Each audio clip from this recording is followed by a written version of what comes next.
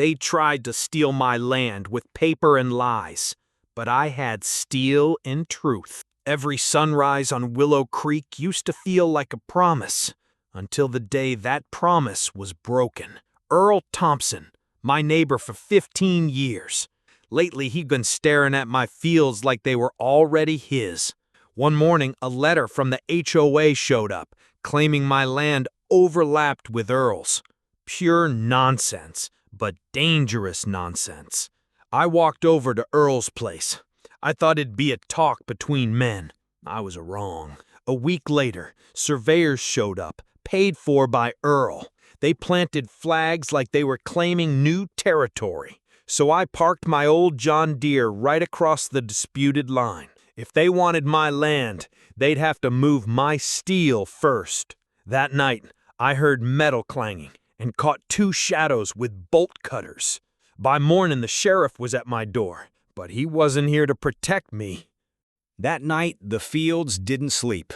The wind carried whispers, and somewhere out there, Earl was moving in the dark. By morning, my John Deere sat silent, wires cut, fuel siphoned. Earl wasn't just playing dirty. He was ready for war. Sheriff Dalton showed up, not to help, but to advise me. His words dripped with threat. Best sell that land before someone gets hurt. But fate has a way of speaking, and it spoke through a yellowed envelope found in my late father's desk, dated 1948. Inside, a clause in the original deed. If the land was threatened by force or fraud, ownership reverted instantly to the bloodline. No court needed. I wasn't the only one Earl had crossed. A former business partner came forward with tales of stolen land, false auctions, and a network of fear. We met in my barn, 10 neighbors, tired of silence.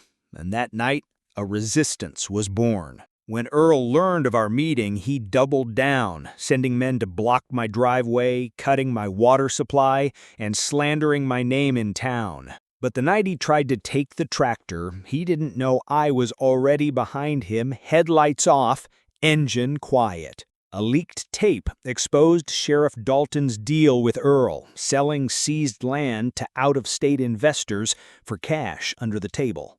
By the time we stood in court, Earl's smirk was gone, and every word from my lawyer was a hammer strike. When the deed clause was read aloud, the courtroom fell silent.